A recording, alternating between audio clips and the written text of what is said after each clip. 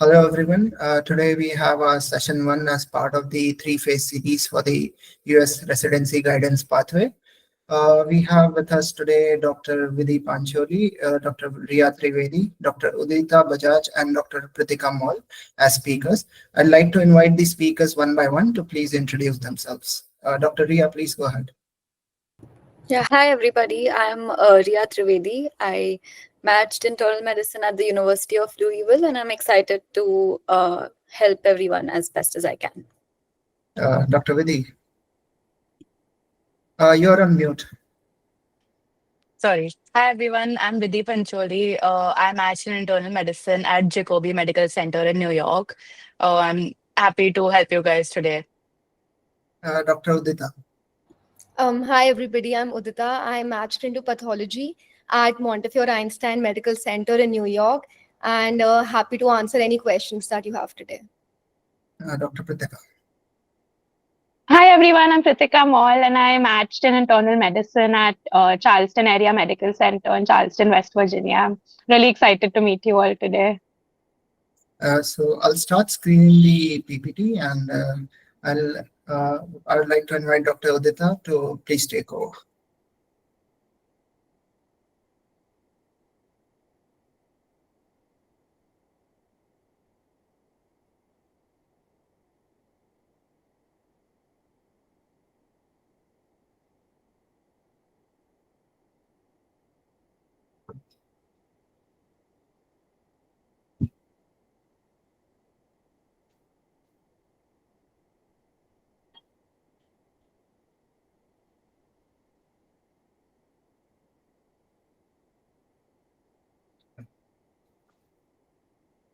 I hope the screen is visible. Yeah, I can see it. Yeah, okay. So you can take over, Dr. Udita. Yeah. So I think we'll be starting off with a brief overview. We'll be talking about finances today, step one. So I think just some basics. I think most of you already have an idea that right after your 12th grade in India, you enter medical school and do your MBBS, which is like a 5.5-year undergraduate degree. In the US, you do a 3 or a 4-year bachelor degree first, and then you enter medical school where you either get an MD degree or you end up becoming a DO. And after that, it's essentially the same thing.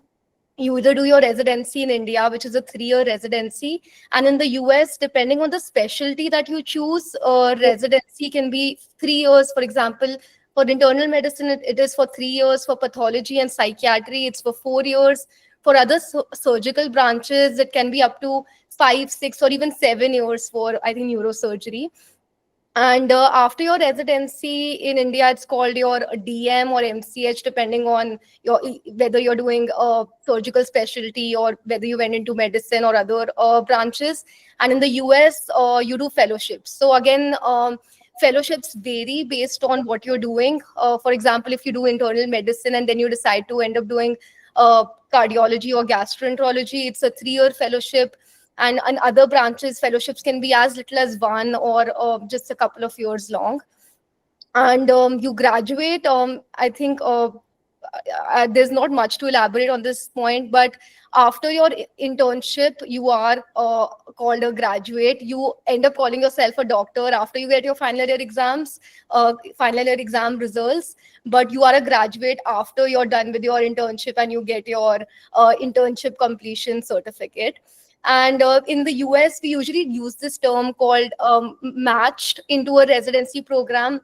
And that's basically just getting a seat and joining a residency program. And a program director in a residency program is somebody who handles all the matches that particular year. They have the most say in who ends up making the rank list for that particular program. We'll be getting more into what a rank list exactly means if you have questions about that later. And so a program director is essentially an attending.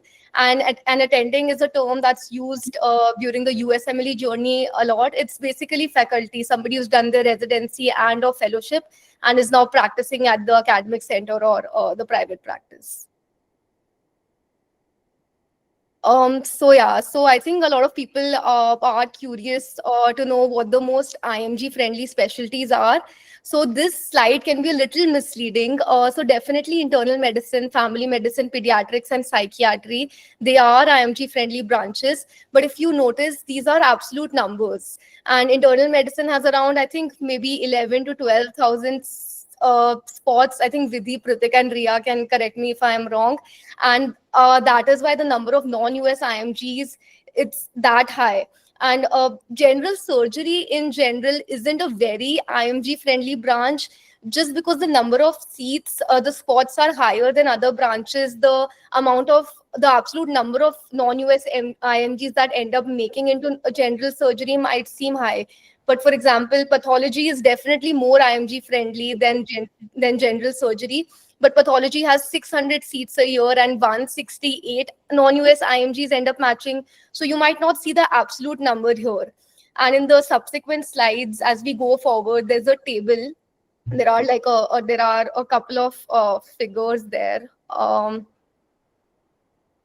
Yeah, so I think this gives you a better idea. The number of positions in the first column tells you the total amount of spots that are available. So the categories that will be filling up those spots are MD seniors, MD graduates. So MD seniors are US medical students that are still in medical school, and they apply during their fourth year of medical school, their final year of medical school. Then you have DO seniors, DO grads. Grads are people who already graduated. Then you have US IMGs and non-US IMGs. So we form the category of non-US IMGs. And I think a better way to get an idea would be to divide the number of non-US IMGs, use that as the numerator, and use the number of positions as the denominator in that particular branch. And then you can see what the exact percentage of non-US IMGs in a certain branch is. So I wouldn't really call general surgery as IMG friendly. I think I saw a few people had queries about that. I think we'll be talking about that later, but yeah, just to get that out there. That's essentially the same thing. I'm sorry to interrupt you, Udita. In that previous slide, it had also said general surgery preliminary. So there's like two types of programs, preliminary and categorical. Categorical is like very basic. It's a 3-year, 4-year, whatever program, like IM, psychiatry, pathology, they are all categorical. So you enter it, you complete your 3, 4, whatever years it is, and then you are a resident.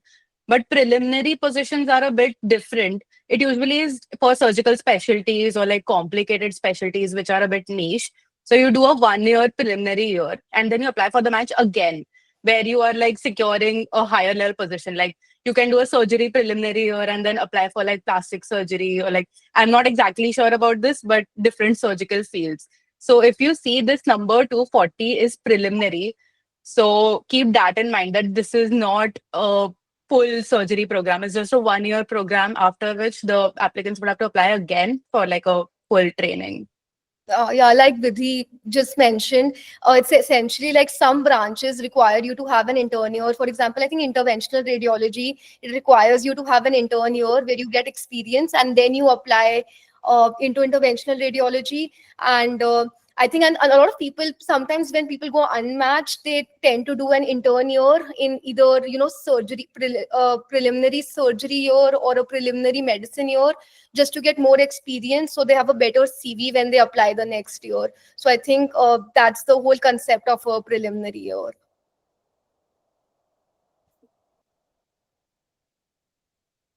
Yeah, I think you can go through this table in more detail later. And I think most of you already know the scopes and advantages. I think an important point to remember is that in order to practice in the US, residency is mandatory.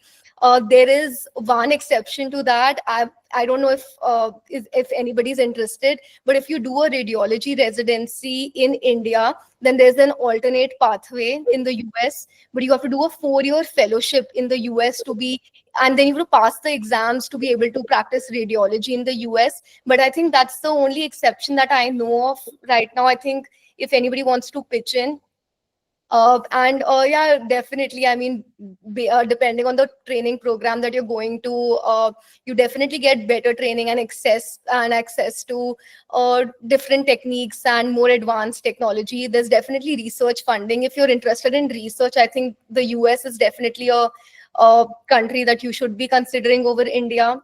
And I think all four of us, Vidhi, Rhea, Pritika, and I think we noticed during our electives that the culture there is definitely different. I mean, I'm not saying that it's completely rainbows and butterflies. There are certain situations that I've seen residents deal with too, where it can become a little difficult to deal with attendings. But I think there's a more sort of systematic way to deal with problems. So that's something I really appreciated.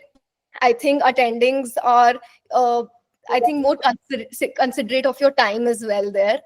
And I think, I'm not sure. I think if somebody wants to pitch in and talk about the social security and social factors, I think Vidhi, if you want to pitch in, I don't know. I just know that we'll be getting a social security number during residency, but that's all that I know about it. I don't know what social factors exactly means, but yeah, and I think I guess universal. Yeah, you could say that as a resident in the US, you will definitely have more of a social life because the work hours, there's like work hour caps. And for example, in my program, you will not be working for more than 13 hours in any shift or at any time. Like there's no 24-hour calls. So all that, the schedule is definitely much better. It's not easy, but it's doable. And also, I think just being employed in the US kind of gives you a lot of advantages. Like you are protected by the state government. The US legal laws also apply to you. So just because you're a non-immigrant on a visa, most likely either a J1 or an H1B, doesn't mean that you don't have access to these facilities. So in that sense, also, it's like the residents are very protected in general by the program also and by the government also. But in general, like when you compare it to India especially, I think I would describe residents in the US as protected. and I think then talking about universal board acceptance, you can do your residency in the US, come back to India, do it there. I think it opens up the pathways to a lot of different countries. I'm not sure about the exact exams that you do need to give after that, but it's definitely it's definitely easier as compared to doing your residency in India and then going to some other country like Australia or the UK. And then I think we'll move on to the next slide. And yeah, definitely, I think compared to the UK and Australia, the US has longer working hours, but it's definitely, less compared to KEM standards and India standards in general, be it any specialty. And so the pay is actually, it ranges from 60K to 90K for programs depending on what city you're in. So the pay is kind of adjusted for the cost of living in that certain city. New York has a really high salary, but you don't end up saving much because the cost of living and your rent is that high. Most people end up living in apartments. There are some exceptions to that. I think a few cities like Pittsburgh and certain cities where housing is affordable. I know residents that have they've bought houses during residency. And yeah, you need to get used to independent living, especially during the first year of residency. It's hard finding a roommate. And yeah, definitely. I think I probably don't need to go into much detail about this. There are more research opportunities. Yeah. And I think just take this slide with a grain of salt. These are absolutely like average earnings. It can be more, it can be less, depending on whether you're in private practice or whether you're at an academic center. So don't take this slide too seriously. But yeah, just for you to have a basic idea.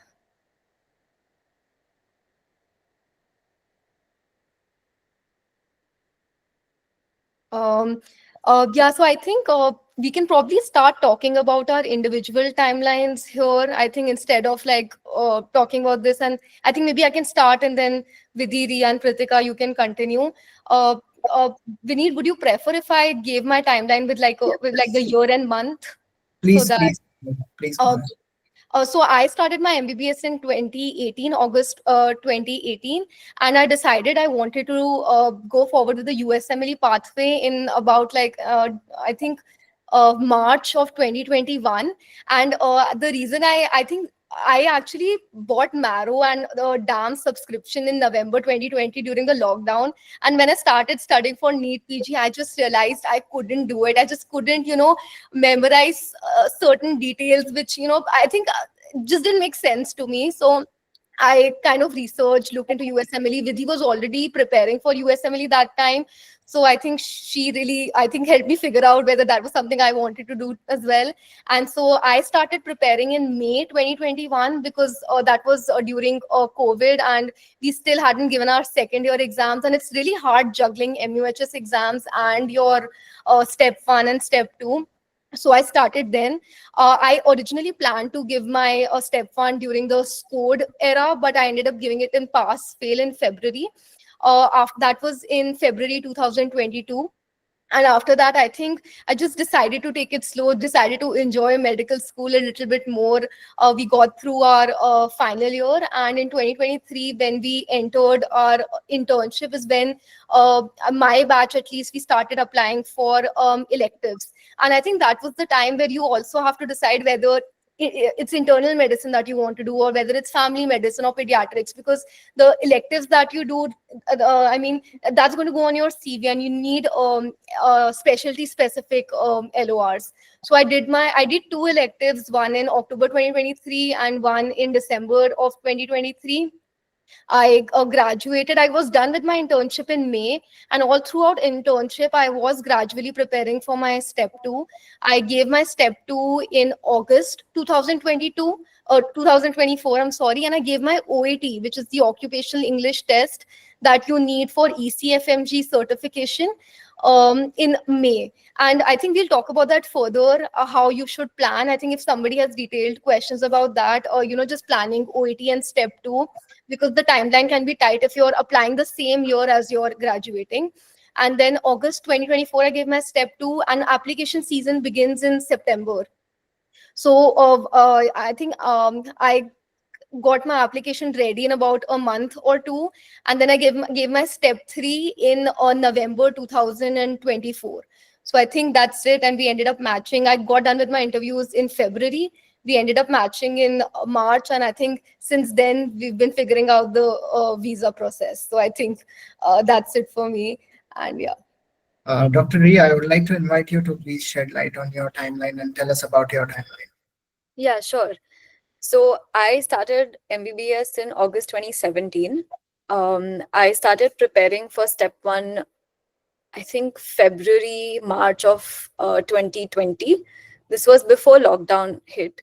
So I was very confident that I will take step 2 by June of that year.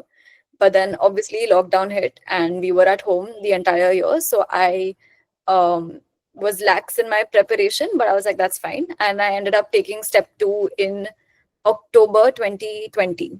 So that was still way before like the pass fail thing happened.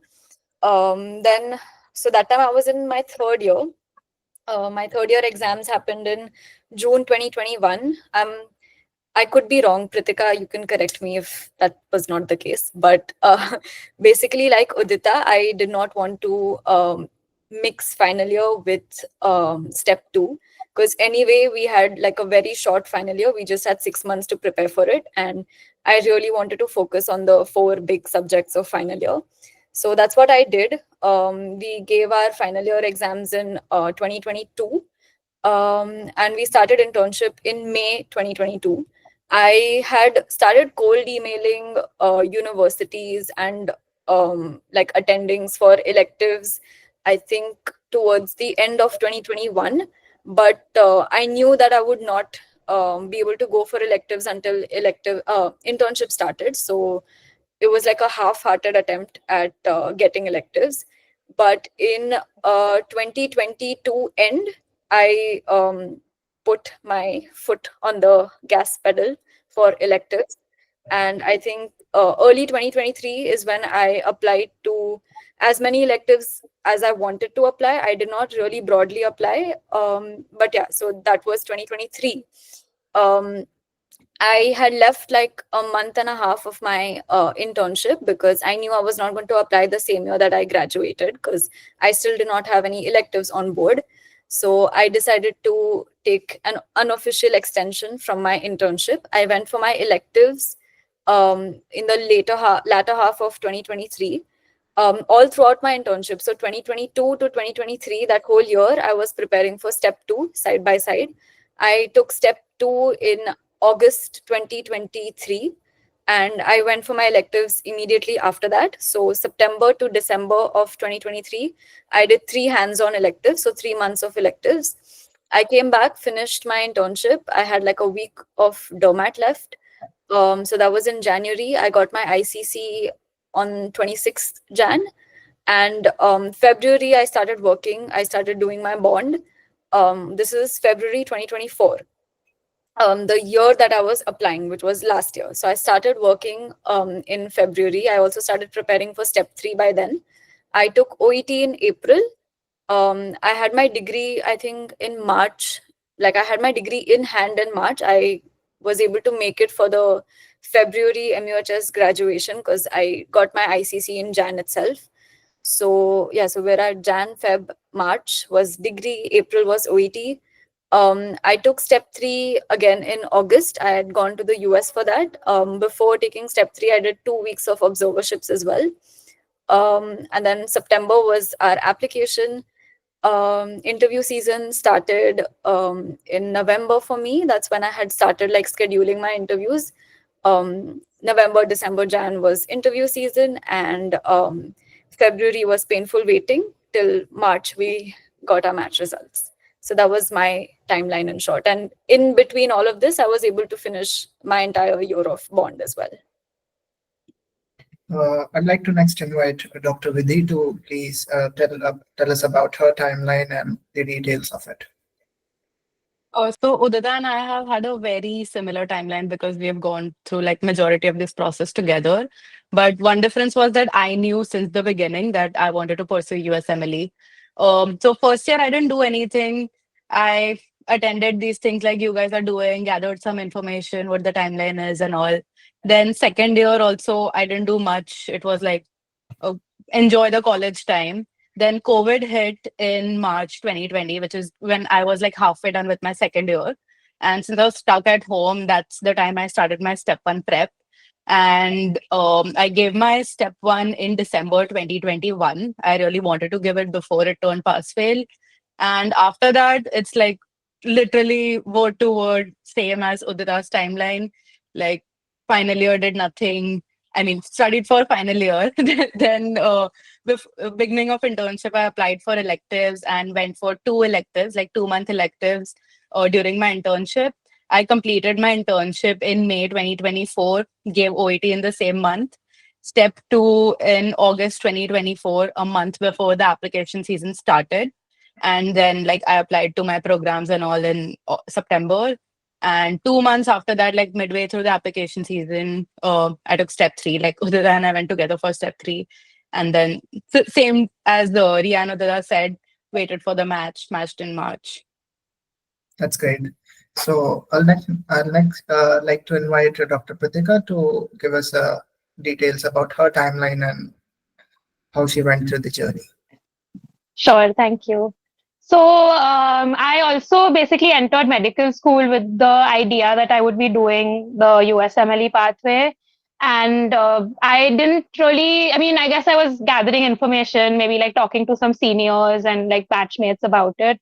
But I didn't really do much till I think second, third. I completely forgot about all the timelines and all. So I started medical school in August 2017.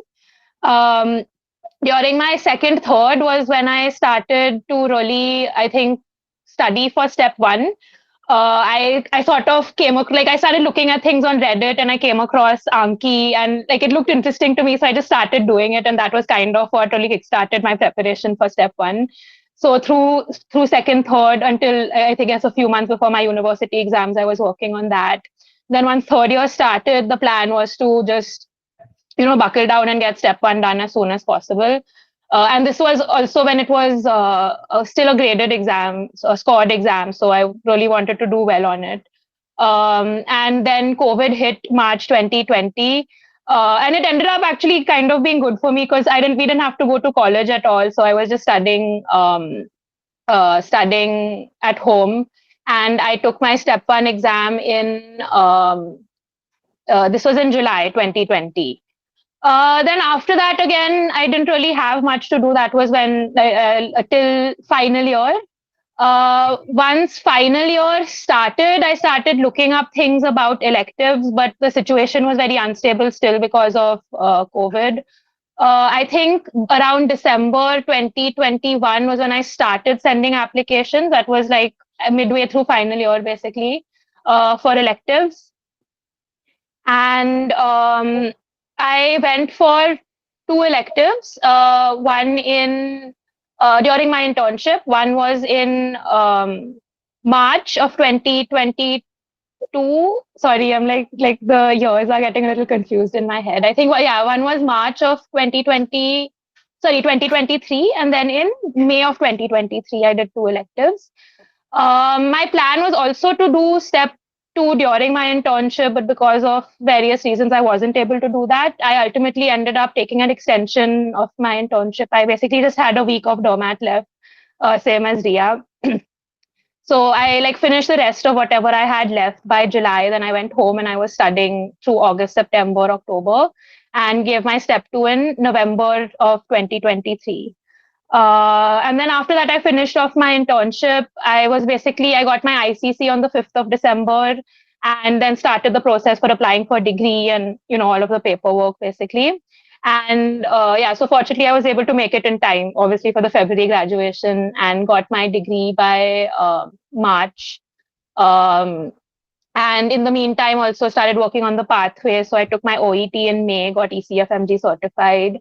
And I also decided, since I had time, to take my step three before application. So once I had finished my internship, I started studying for step three. So through January, February, and so on, I was studying for step three. And in July of last year, I went for an observership and I took my step three in the US.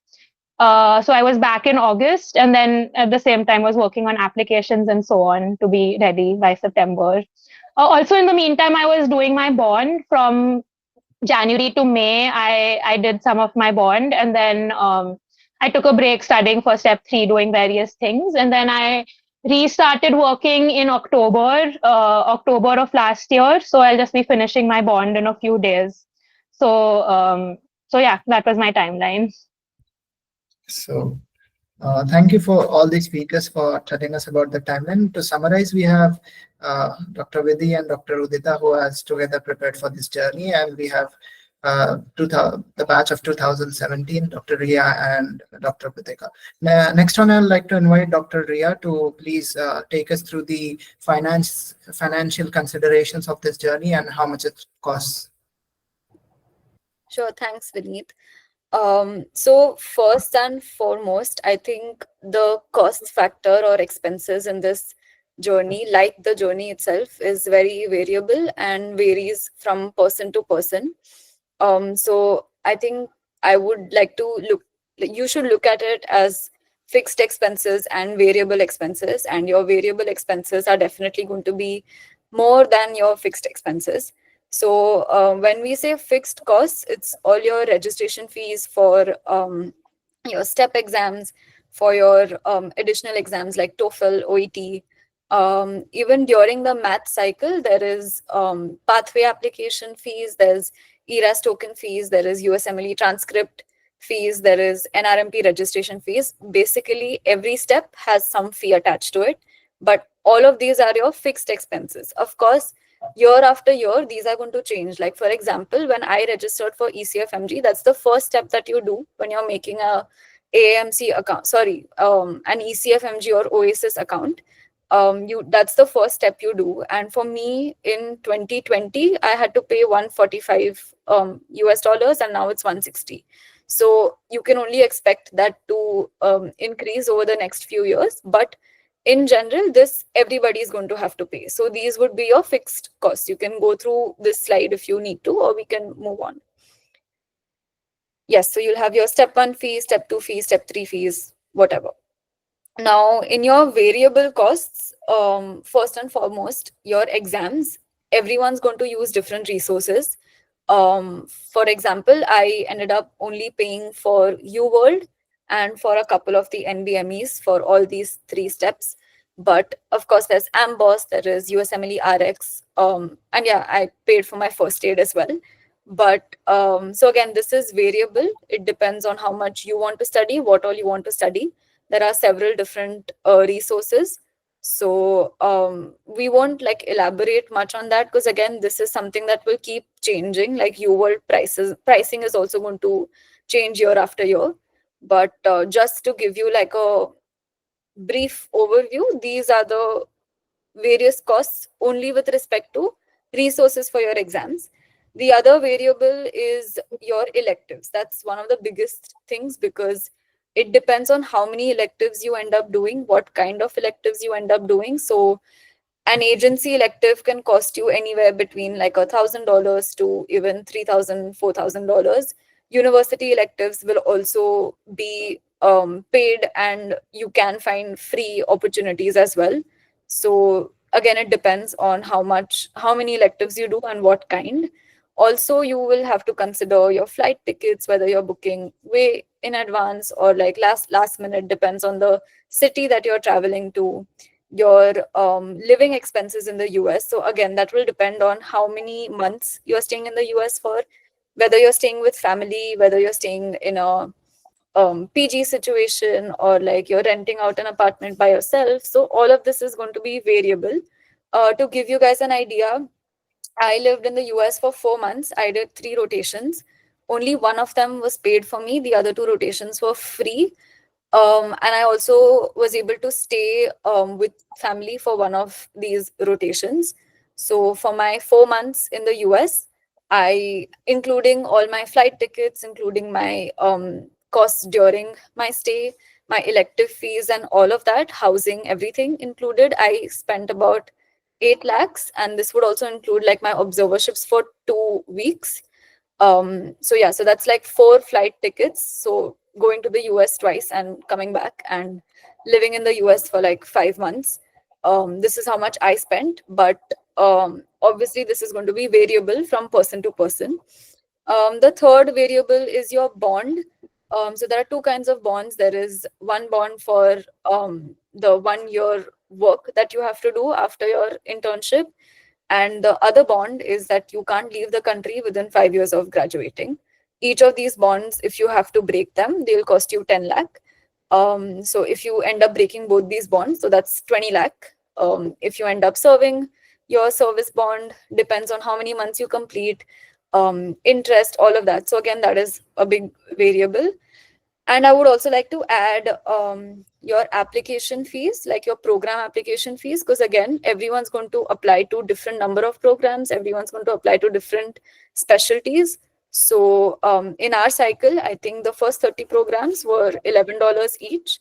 And every program that you apply after the 30th program was $30 each. So again, depends on how many programs you're applying to, how many specialties you're applying to. So that's another big variable, because that is a big expense. That is one of the only expenses that you end up like doing all at once. You know what I mean? Like when you're booking flights, you're just booking flights. When you're paying for your electives, you're just paying for your electives. But your program application is like at once you're spending like lakhs of rupees. So again, that will depend on you. That will depend on how many you apply to. But this is like the do you want to go back to the previous slides? I just gave like an overview. We can break it down as well. Yeah, so this is the total expenses, like all things considered. You can look at like around 50 lakhs, including the bond. For me personally, because I did not have to pay my service bond, just on my USMLE expenses, I'm not counting the overseas bond right now, but I spent around 20 lakh. So of course there's fixed and variable expenses in this, but I think 55 would be like the upper limit. I'm not sure if anyone would be paying more than that. So correct me if I'm wrong, but in my experience at least, around, for me it was 20 lakh. Yeah, let's move on. So I think the most of the things have been elaborately covered. Only the thing remaining is about the slight details about the electives, I suppose. Yeah. Uh, Right. So now again for electives, there's something known as the application fee. Like when you're applying to university electives, or even like some of the more common electives that most people end up going to, there's a application fee, and if you get selected, then there's a elective fee. So depends on how many programs you are applying to. Like for me, for electives, I did not want to spend too much on application fees because I did not want to spend money on things that would give me very less returns, if that makes any sense. So I ended up applying to programs that had zero application fee or had like $100 cap. So I think Cleveland Clinic has $100 application fee. There are a couple of others which have no application fee. So again, it depends on where you want to apply to. Once you get selected, you will have a elective fee. So sometimes it's a weekly thing. So it can either be like $500 per week or $2,000 for a block, something like that. Flights will depend on which city you're traveling into. I feel like the bigger cities, so New York, Chicago, California, those places have like cheaper flights to and fro. Because I remember when I had gone for my electives, I flew into New York and I flew out of Chicago. So both my big like India to US flights were considerably cheaper than if I had to fly to Fort Wayne, for example. Um, Another thing that you would have to take into account during electives is your accommodation. So for me, for example, in New York, I had to share a room with somebody, and that's the only way that I had to pay only $700 a month for my rent. But oh yeah, sorry, 400 for application fee, but I think it does not have any elective fee, something like that. Yeah, so accommodation depends on the city. New York is super expensive if you want to live in a room alone. Like I had to sublet in someone else's house in one single room. If I had that room to myself, I'd have to pay like $1,400 or $1,500. But because I was sharing, I was able to do some cost cutting there. In Michigan, cost of living is much cheaper. So my rent for one room, just me in that room, was $800. So again, it would depend on the city. Another thing to consider is that for me, I had a lot of family in the US. So for one of my electives, I was able to stay with somebody. So I did not have to pay on rent or on food. So if you guys have something like that, then that would also help you cut your costs. But again, your accommodation and food. Food for me, I think I had counted like $10 per meal, because even if you end up cooking, your groceries for a week is going to be that much. And realistically, as a student, you on electives, you won't get time to cook every single day. I mean, even as a resident, you won't get time to cook every single day. So you're going to have to buy meals one way or another, someday or the other. So for that reason, I had counted like $20 per day for my food and for my other small expenses during my stay in the US for my electives. Yeah, and oh, also like for us, I think Marathe sir would take just straight out 1,000 rupees for every signature of the dean. So even if you had like two signatures on one page, it would be 2,000. So that again is, I think, very variable. Um, I remember for me, for my credentials verification, he charged 3,000 bucks, but one of my friends who's applying this year was like quoted 15,000 or some like random exorbitant number. So that somehow is again going to be variable because it's never the same each year. I don't know how much Vidhi, Pritika, and Udita paid for all of these things, but I think I do have like a estimate of how much I've paid the college for just verification of my exams, my credentials verification and everything. And I'm pretty sure that's like more than 10,000 at this point. So that is another thing to keep in mind. It's just that these costs are going to be broken. They're not going to be like all at once. So it does not end up sounding too bad, like at the end of the day, because when you have paid like 4 lakh for your program application, the 10,000 that has been spent over 5 years to Marathi sir to get your documents does not sound like a big deal. But again, that is something that you should consider as well. Okay, so I believe Dr. Rhea has summarized all the costs of the exam. Just to add a point, the college does charge a little more than other colleges, but the process is smooth and you get things in hand in time. So yeah. Oh, 100%. Like fully blindly trust Marathi sir to do everything. Like you will have to do a little bit of please and thank you and all of that, but it's much, much better than other colleges. Like you don't have to beg them to do stuff for USMLE, and also they know this stuff. They've done it for so many years. That's another advantage. You have a lot of alumni in KEM. So that's one thing that I think for all of us, I mean, I speak for myself, but I was never worried about like college not doing stuff for me, like in this whole process. So I'd like other speakers to, would you like to add some point to this entire discussion about the financial considerations? I would just add that university electives are definitely more expensive.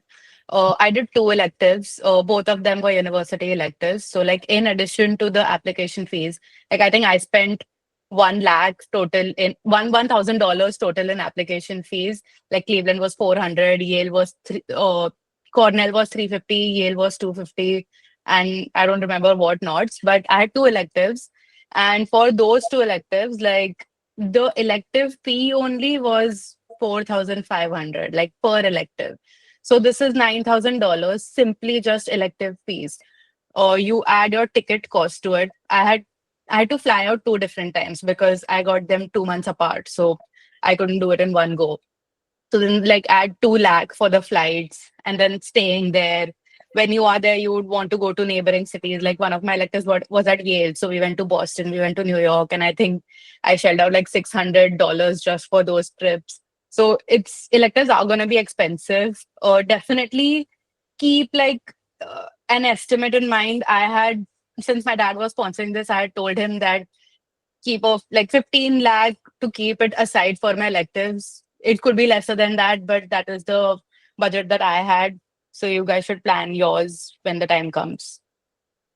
One additional expense that I had was I presented at 2 conferences in the US, like just poster presentations, and I really wanted to do that. I had to fly to the US specially, to do that, and that really added on to the cost of my USMLE journey. I think it was worth it in the end, but sometimes you need to see whether how much you're investing is actually worth it and actually paying you back enough during the application cycle. So a lot of people, I think they've started going to conferences and presenting, and keep that in mind. That's variable, but even that can add on to your costs.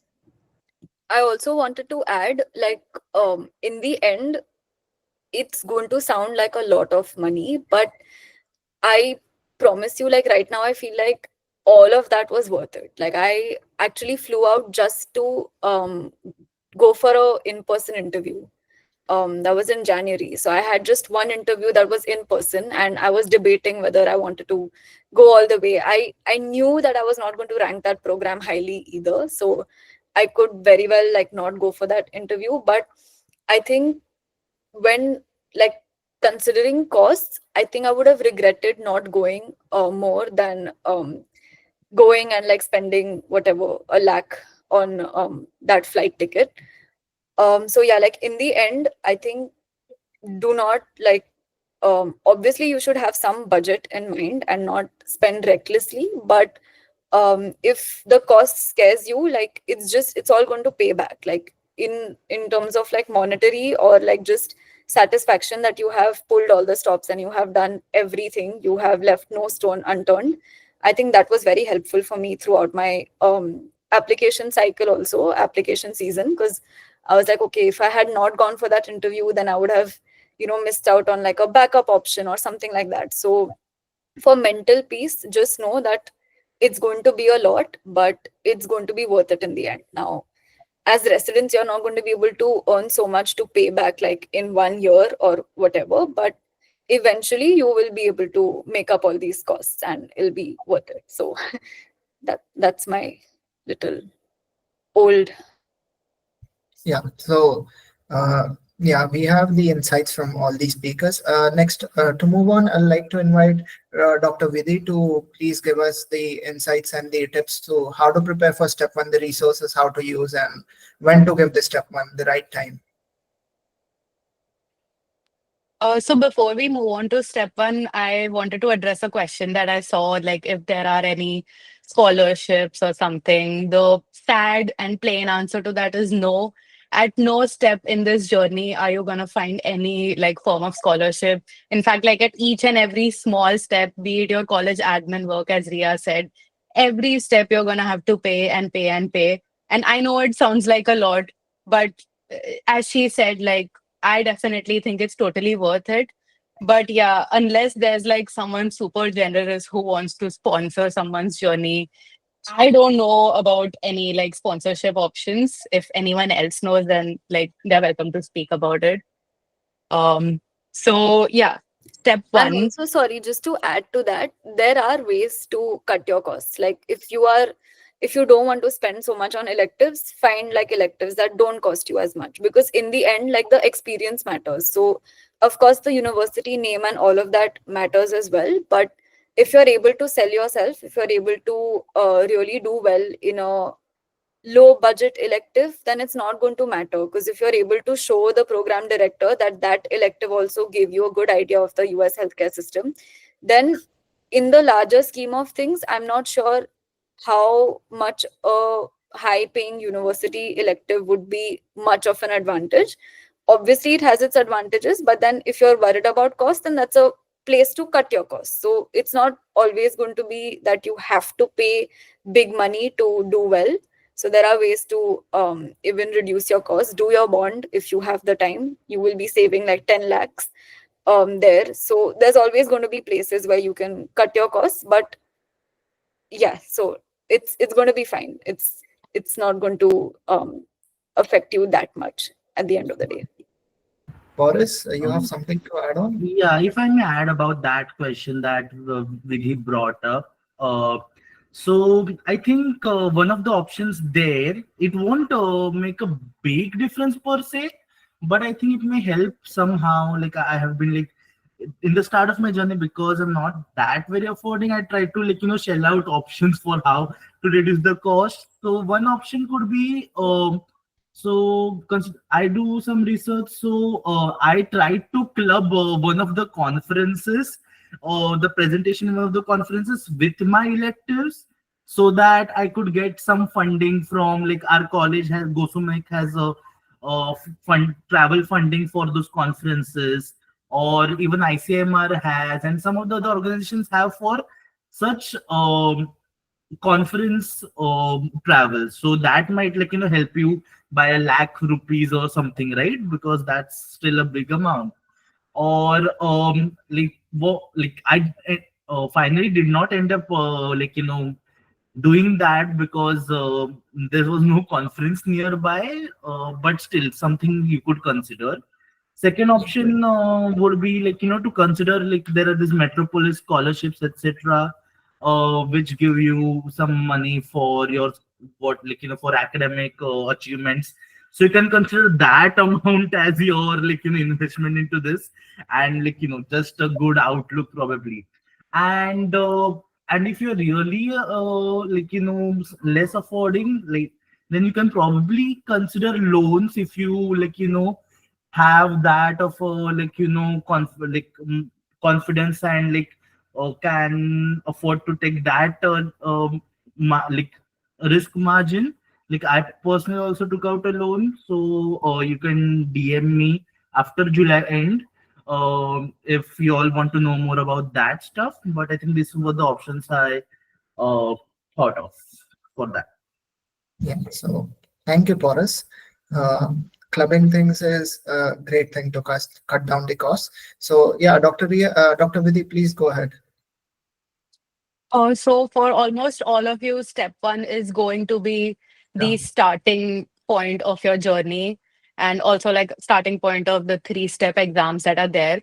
When I took step one, it was code. So people were taking it very seriously. Like I was also taking it very seriously, but I am seeing this kind of attitude where people now are like, oh, it's just pass fail. I can just, anyone can pass. And I feel like that's a very bad approach to have. You should take step one very seriously because it is going to be the foundation of your knowledge for all steps.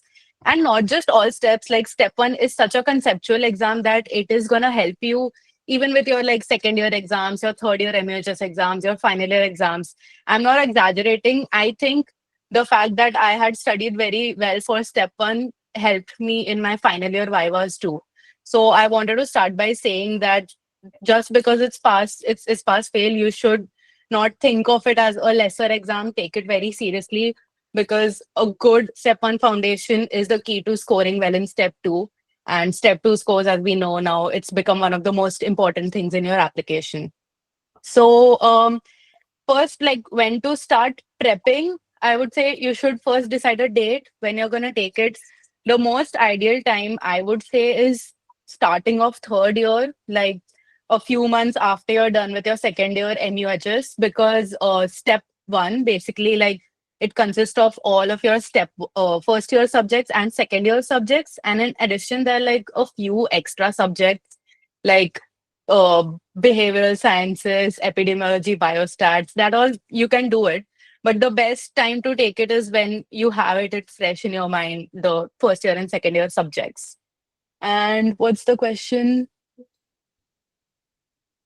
So if you plan to stay in India, or if you're confused whether you should like do NEET PG or step one USMLE, whatever, I think you should still try. If there's even like a slight confusion in your mind that, oh, I may want to do USMLE, I would suggest take USMLE in your third year because the prep is really going to help you form a foundation, even for your NEET PG prep. If you give step one and then you're like, okay, no, I still want to do NEET PG, it's still going to help you a lot having prepared for step one.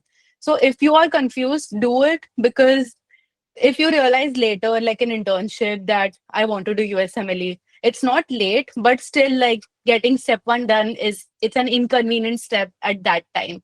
So if you have any slight doubt that should I do it or not, I would suggest do it in third year. And then when to start preparation, I would suggest like serious preparation. You can start beginning of second year or like late first year, whenever you are comfortable doing. Some people want to enjoy college life. That's totally okay. It requires 1 year of prep on the higher end. And I would say it's also doable in like 6 to 8 months. So should I talk about the resources I use now? Can you Yeah. like go on to the next slide? So Yeah, so as I said, these are the subjects. I would say the most important subject in step one, and I think everyone would agree to that, it's pathology. It comprises of more than like half of the exam material. And getting your pathology basics, getting when you're done with your pathology basics, you'll be able to answer most of the step one questions. And then there's physiology. I feel like physiology is very tied in with pathology. Like you'll barely get questions which are just referencing physiology. It is going to be like a mixture of physio and patho. And then there's pharmac, micro, biochemistry, the subjects that are listed on the screen. So regards to prep, there are many resources. One gold standard resource is the first aid. Every year they release a new first aid, so make sure you have the latest first aid.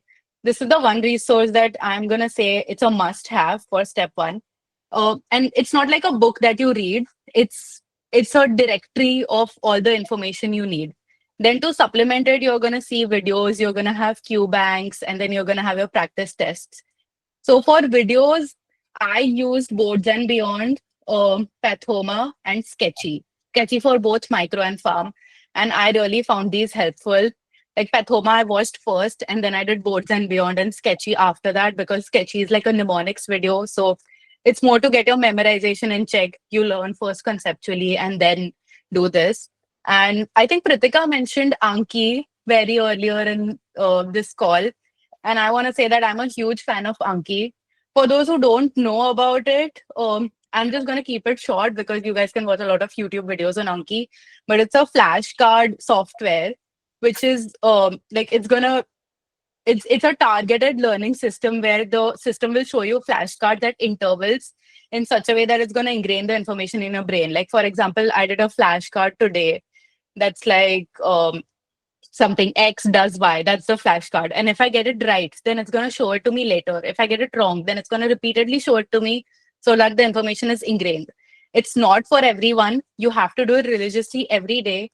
But I swear by this that Anki helped my step 1 prep, my step 2 prep, my step 3, helped me for all the final year MUHS, everything. So you should definitely watch YouTube videos by the Ank King. He talks in much more detail about Anki, and you can figure out if that's right thing for you.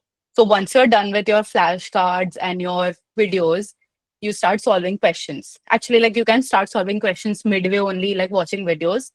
So for questions, there are like two main things: UWorld and NBMEs. Now, I'm going to tell you there are two major skills you should focus on. One is the knowledge part, one is the test taking skills part. So UWorld is going to help you with like the knowledge part of step 1. UWorld questions, they are going to like conceptually help you, figure out how do I apply my knowledge to this. The questions are most likely going to be like case-based questions. They're going to present you with a vignette, and then they'll ask you to like determine what the disease is. Like in this question, it's like simply asking you what is the diagnosis. But other questions are going to be like what cells are going to be found in this, what genetic marker is associated with this, what drug would you give for this, what is the mechanism of action of the drug you would give for this. So you do take some time to like figure out what the pattern of these questions is, how to apply that book and video knowledge that you have just seen to these questions. And that is where UWorld will help you. It's the gold standard resource. You ask anyone who's done these steps, they will all recommend you UWorld. There are extra resources like Amboss, USMLE RX, Kaplan, but you don't need them. You should, like, if you have time, then definitely go for it. But UWorld is one thing that everyone will say that do these.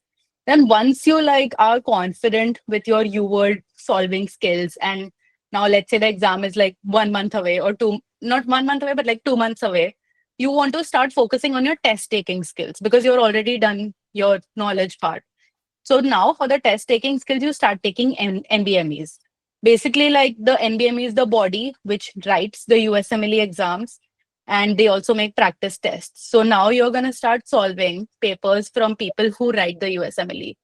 And it's going to give you like a practice exam score, which you can form a baseline for, and then you can track your progress. Like, am I getting a good score? I know now it's not scored, but I think you can still like correlate the score percentage with like passing. So start that like 2 months before your exam, and the last month or like the last 2 weeks should be very chill. You should not have like moments where you're just realizing that there's this whole thing that I didn't study for. It should be, you should just mentally prepare for it, because talking about the exam day, it's an 8 hours long exam. I know it sounds too much. It may freak a few people out, but it is very doable. In addition to your knowledge and test taking skills, now your endurance is going to be tested. So like before the exam, for 1 week, you should have a chill mindset. Even though it's difficult to have a chill mindset, do whatever gives you joy. Watch movies, watch your favorite anime, TV, whatever you want to. And then a day before exam, you have to make sure to be able to sleep on time. So what people suggest is like a day before your exam, wake up at 4 a.m. or 5 a.m. ridiculously early, and then work out that day. Don't do any studies that day. Just strain yourself physically so you sleep on time. And then comes the real exam. It is 8 hours. So basically, in the 8 hours, there is 60 minutes of break, out of which 15 minutes is tutorial, which most of you are going to skip. So there is 8 hours misses 60 minutes, there is break, and 7 hours is the actual exam. And every hour is a block of 40 questions. Now, this 1 hour break, you can like take it however you want to.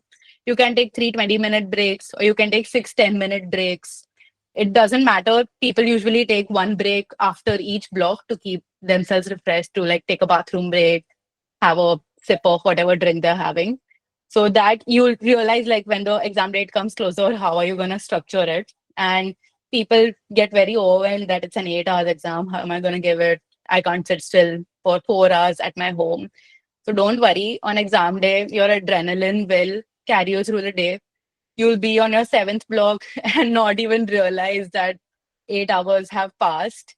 And then once you are, it's all MCQ based, but there's a lot of quick reading that you have to do. Some minutes are really long. You can like highlight whatever things you think are relevant so that you look at them quicker.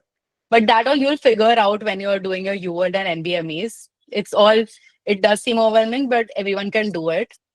And once the exam is done, they give you a slip that this participant has taken, this applicant has taken step one at this center. And 2 weeks after that, like on the next to next Wednesday, you receive your results, like the pass fail thing. I think I've covered almost everything. So yeah, so any of the speakers would like to add on to the resources they used or anything on this step day that they did differently? I think I can definitely reiterate what Vidhi said about Anki. That was probably one of the most helpful things both for all of my exams, step one, step two, step three, but especially step one. I would suggest, I mean, you can watch videos and figure out your own process. I went basically combination of system and subject wise. Pathoma is a very, very high, like very high yield resource. It really gets your concepts clear and it focuses on what is important during the exam. It's like the best of both worlds. It's super helpful for second year as well.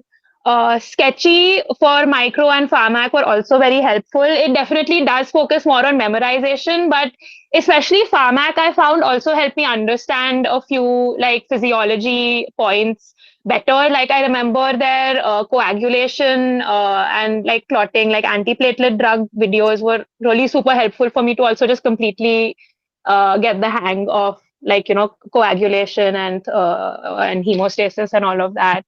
I shared about this during the step two preparation session as well.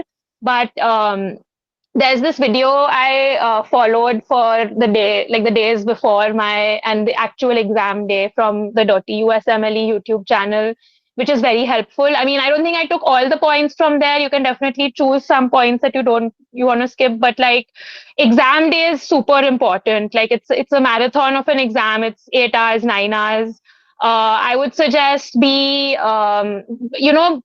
free to take the breaks. I was lucky in that I read fast, so I would get some time at the end of my blocks, which would add on to the break time. So I would honestly take a break between every single block. If you have that, definitely do it. I would say even if it's just a 2 minute break to get out, clear your head, and come back in, or just like sip water, go to the bathroom, and come back. Longer breaks, like I would say a lot more short breaks are way more useful than like 1 or 2 long breaks. And also try to take longer breaks towards the end of your exam as the day goes on, because and especially if you're short on break time. Another video I'd really recommend from the USMLE channel is this video on I think 100 high yield images, which I watched, I think literally the day before my exam or a few days before my exam. And I'm pretty sure at least 5 of those images were actually showed up in my exam. So definitely do that. It'll also help you just feel a little more confident while, in the last few days before your exam. I just wanted to add one little thing. So again, why it's important, like Vidhi said, why it's important to just start preparing for step one is because there are so many resources that you want to kind of find your footing in each of these. Like, for example, I tried using Anki, but I never really got the hang of it. But I don't know, like, if most people find it so useful. So it's possible that if I had tried a little more, if I was not short on time, maybe I would have liked Anki. Maybe it would have helped me score better. So I would say, like, just be mindful of these things, because there are so many things that you can actually do. I had, like, I think most of us ended up watching like Kaplan videos and Pathoma videos. So to be able to do all of that and to do justice to all of these resources, make sure that you start early, even if you're not sure about like taking the USMLE path, like Vidhi said. So that's one thing that you should keep in mind. And I second what Pritika said. I think even for me, after every block, I took a break. So I was like on autopilot for all three of my USMLE steps. It was like one block, run out, use the loo, even if I didn't want to pee, drink water, grab a snack, go back. So that I think worked for me, because my entire system was like set in that sort of motion. And I think with the adrenaline, it really helps you carry yourself forward. And I feel like this is very dumb, but also try to enjoy like studying for step one, because now that it is pass fail, that's a little bit of a relief in the sense that you don't have to chase a score. So try to enjoy like studying for it. I really enjoyed it, because also it made me like really feel like I was on the right path and that NEET PG was not for me. So try to enjoy it. You might not be able to feel that way for step 2 and step 3, because step 3 is like 2 days and there's CCS and there's so much that you already are like thinking about, because you're either giving step 3 right before application cycle starts, or you're in your application season while giving step 3. So I think step 1 is like the best USMLE steps to like really like the process almost. And yeah, like it's 33 hours of test taking at the end of the day. So it is going to be tough, but if you have like a positive mindset about these exams, then they're very, very doable and can be enjoyable also. Don't call me a freak, but I'm serious. You will know once you give the exam. I feel like I'm hoping that the others agree with me on this.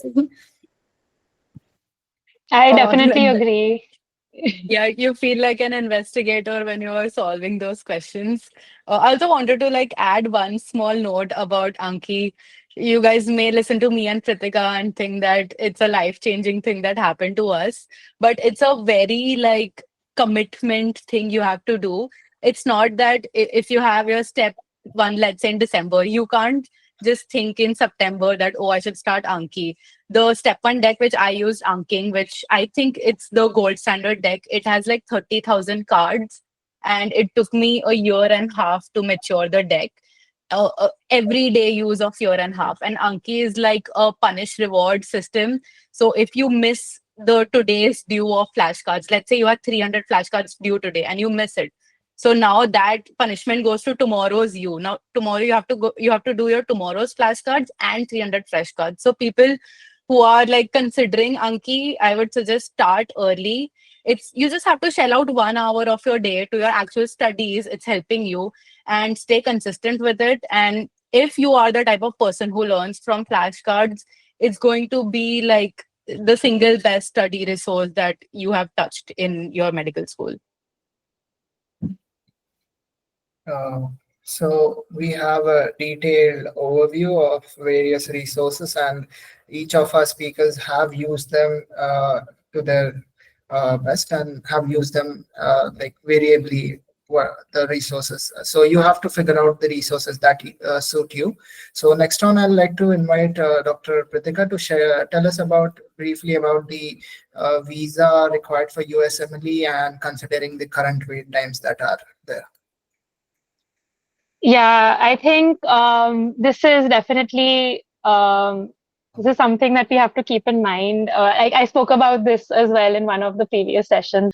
Back when I was applying for electives, I didn't have a B1, B2 visa, and that was just when we were coming out of COVID, if we can say we've ever come out of COVID.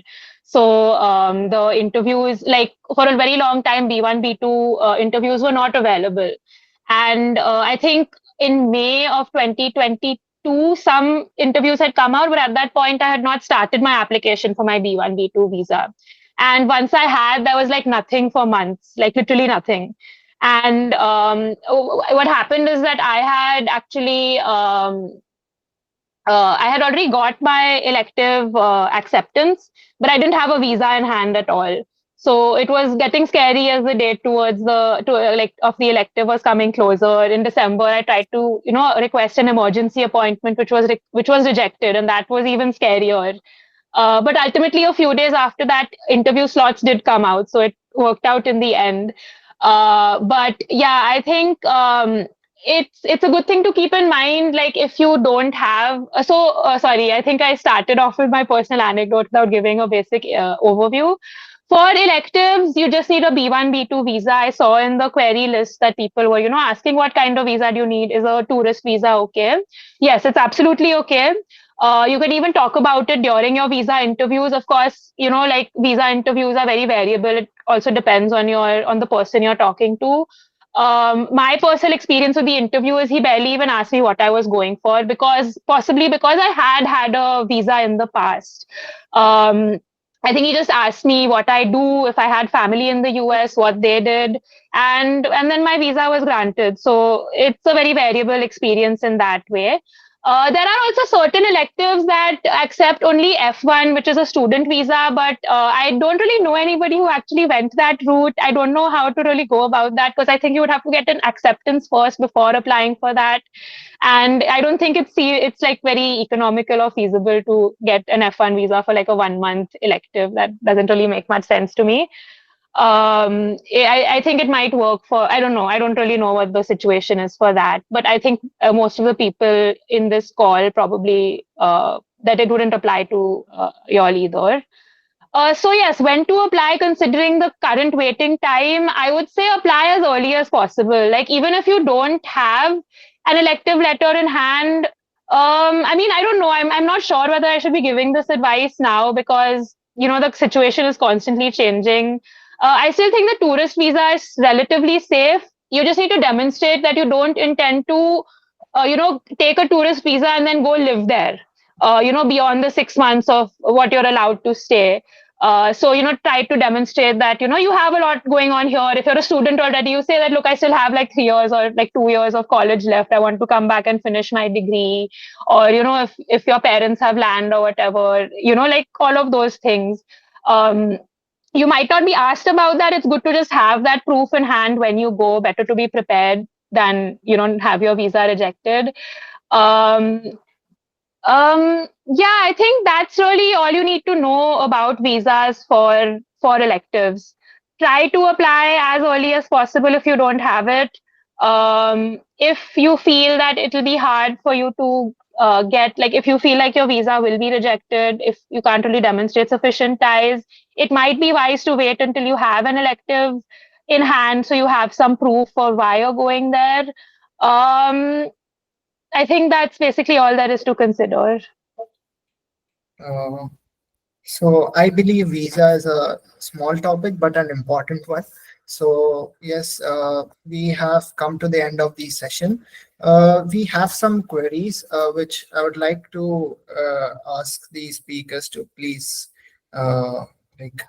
clear them. So I'll go one by one. So regarding the timeline for USMLE, there are queries. I'd like to read it. It's a bit long. For the 2021 batch, the final year exams have been moved by 2 months. So we will graduate 2 months later, which is too close to the application. Is it wise to consider a gap year since the start? I think we need a little bit more context. What month are the final exams in? So I'm from the 2021 batch. I would be able to do that. So we have generally the final year exams start in March and end in March, but they have been delayed by 2 months, we will be starting our internship probably in the first week of June, ending the final year exams in May. And we will be finishing in the June of our internship end. So now that brings us very close to the application year, considering the elective gaps and the other step 2 prep gap if someone takes it? So that's the original question about it. Yeah, I think Vidhi and we got done with our internship the first week of May, and she got done with her internship in the last week of April. And I feel like for us, that was like kind of cutting it too close. And if you're getting done with your internship in June, it kind of makes sense to, just don't rush into things. I mean, your step 2 score matters a lot now. I think you'd rather do well there and, just by wanting to save a year, don't tank your entire application.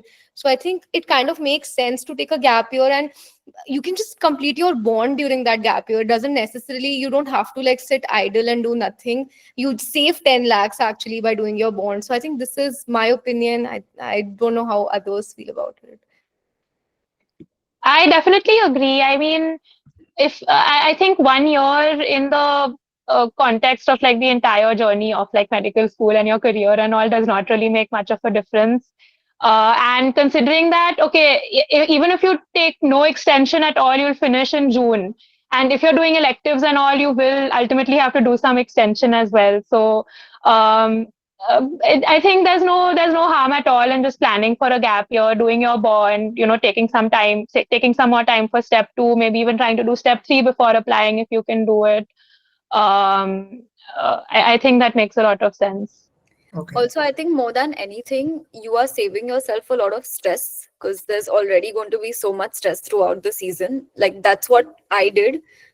If I wanted to, I could have like rushed things. I know there are some people in my batch also who were able to apply the same year that we graduated. So it's not impossible. It's at the end of the day, it's a choice that you make. So the choice that I made was to take it easy, do things that could enhance my application. Like doing my bond was, I feel like, the best decision I made because it not only helped me in my application, it was the number one most talked about thing in all of my interviews.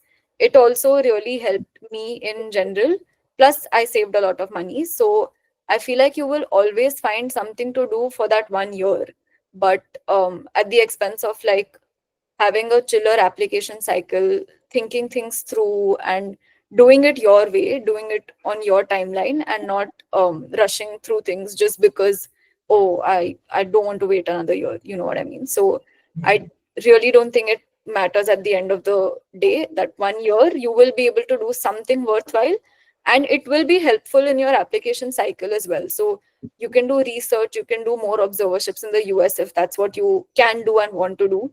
So you will definitely find things to do in that 1 year. And I think in the end, you will thank yourself for it. Like that's what I feel I did.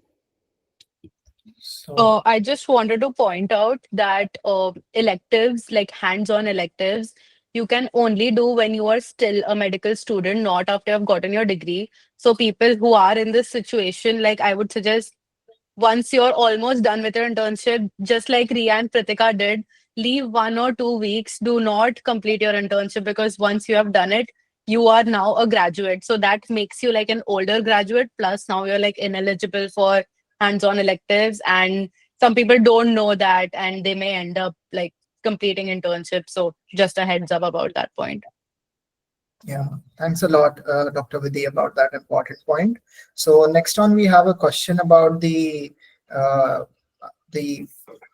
whether to choose surgery and how IMG friendly it is. What are the scopes of really matching into surgery? I think everyone here is IM and Pat's no surgery applicant here. And you will see it is, uh, people definitely do match surgery, but I think that's the general consensus that most people do require at least one research year. I know a few people have done that, have like 2 research years. So research is definitely like almost a need at this point to match surgery. And there are many people in our college who matched. I can think of Varun Bansal who matched last year. So people who are like really contemplating surgery, they should like reach out to seniors from our college who match surgery. They will definitely be able to guide you better. So yeah, thank you, Dr. Vidhi. Next, we have a question like, what should I do differently from first year of my med school to match into tier 1 programs? I think it is extremely difficult to get into those tier one programs. But as far as I have noticed, I think uh, high step scores, obviously good electives, those are the basics. But I think what differentiates people matching into extremely top tier programs would be research, because I think the rest of the application is pretty much similar if you have good scores. So research years probably add on to that. Postdocs, I haven't done a postdoc or a research year, so I can't talk much about that. I think that was spoken about in other sessions. But I think research and contacts definitely. So I think you don't have to, contacts necessarily don't have to be made beforehand. You can actually go to your electives, talk to people there, send out cold emails. It doesn't always work, but and then probably do some sort of research with a person at a university program that you're interested in. It might not work always, but I think research is probably the differentiating factor.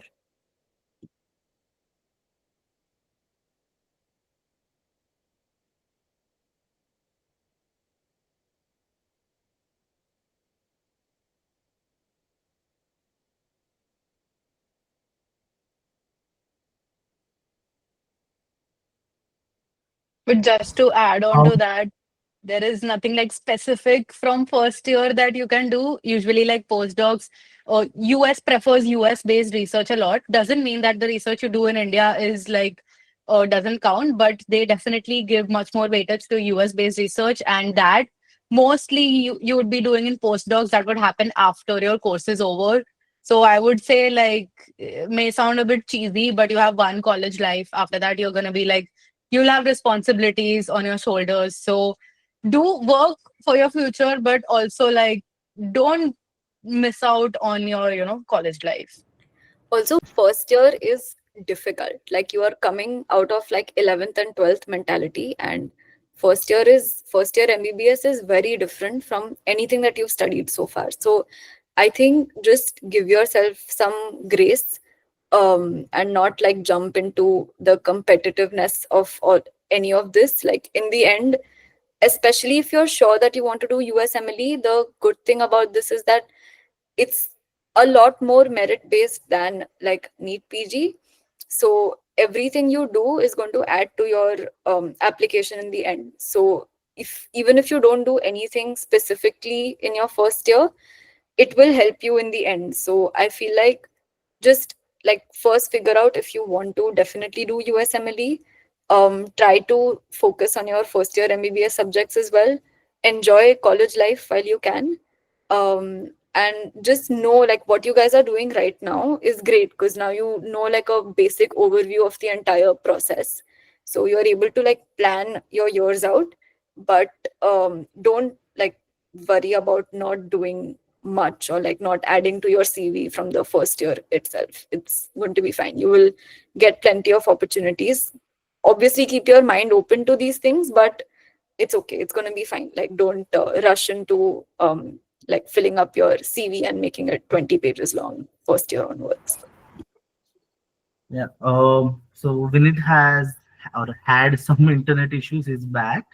But in the meanwhile, I also would like to ask a question on behalf of the attendees. So because all of you all had been active in a lot of extracurriculars in the first year as well. I know like in Rhea was in Alphas, and then Udita was in Fahrenheit or Dreams. I don't remember. No, informals. Something. Uh, yeah, I was my in personal memories Alphas. are bad. Like all of you were involved in something or the other. So in your opinion, how much does that matter? Be it in terms of CV, or be it in terms or like in terms of match application, or otherwise even in like getting some opportunities even before the match or whatever, or because we have a hobbies section in the match application, does that even count and stuff like that? Yeah, hobbies definitely count. Like that was again something that was talked about a lot in my interviews. I think they care more about like you as a person beyond medicine than anything else. So, and in general, I think for your own mental health, it counts. Because like in first and second year, if you don't do these things, then in your third year, when you're actually studying for step one, or like in your final year, when you have so much to study and you can't enjoy Avishkar, for example, you will feel like I should have done something in first and second year when I had the chance. You know what I mean? Like, it's just a recipe for regrets. Like, if you don't participate in something, like, you don't even have to do like a main stage event, like, just be present in your college life. I'm sure all of us miss it in some capacity or the other. But yeah, like, and in terms of match application, hobbies are very important, I think. Like, for me, my personal statement was very integrated with my entire dance journey. So I had like a lot of people appreciate me about that as well, because they like that you are someone beyond your step scores, beyond your electives and your clinical experience. And yeah, so don't miss out on those things. Like, just for the fact that you have to study for USMLE or you have to do this research for USMLE, so I'm going to skip out on college life. Don't do that. That I would not advise that. For me personally, hobbies was something that was definitely spoken about. I was part of literati during my second year, and that was something that was brought during, I think, almost all my interviews. But for me personally, I don't think it will make or break your application. Like, they do talk about your hobbies and all, but even like I had listed painting as one of, swimming as one of my hobbies. If I'd written something other than that as well, I think my match outcome wouldn't have been different at all. Just Rhea mentioned, do it for yourself. Like, just don't forget to enjoy medical school. Don't start take up a hobby just for your application. It's not going to make or break your application. Just do it for your mental well-being. Yeah, like I'd really echo with what Udita said about the hobby section. Also, the hobby section is really shorter compared to what you think. It's just a few characters. So you're just gonna be able to fit like three or four sentences in it, not a lot. But definitely don't lie in it, because that is the one section where you're not even gonna get anything lying about it. And if it's a real hobby, you'd be more passionate talking about it. Like, I had entered weightlifting gym as one of my hobbies, and since I'm really passionate about it, I was able to talk and it was brought up a lot. And the more you like that hobby, the more you can talk about it. And coming back to the question, if I'm talking in a very objective sense, these extracurriculars are not very important for your application. Like, your year of graduation, step scores, LORs, electives, and research, these are very important, sometimes make or break, but your extracurriculars are not make or break. But at the same time, it does give you like content to write in your experiences. I was in the symposium team in first year, and also alphas, and in second year I was in informals. So I did write about these experiences, and they ask a lot of behavioral questions in interviews. So sometimes I could take, incidents about teamwork, camaraderie and all stuff from the events that happened when I was in these teams. And it does help a bit, but definitely not make or break. But this is just like an objective answer. On the other side, like, to enjoy your college life, get more experience, you interact with different types of people when you participate in these extracurriculars. It's not always pleasant experiences, but you enjoy it, you learn it, and you grow from it. So definitely do that. It's not gonna like take away a lot of time from you. There's plenty of time to study and all.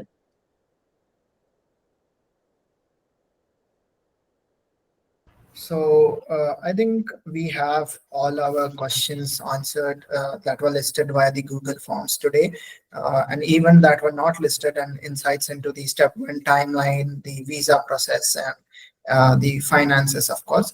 So I think yeah, we would like to conclude the session today. Thank you to all the speakers, Dr. Rhea, Dr. Pritika, Dr. Udita, and Dr. Vidhi. So yeah, so thank you, everyone.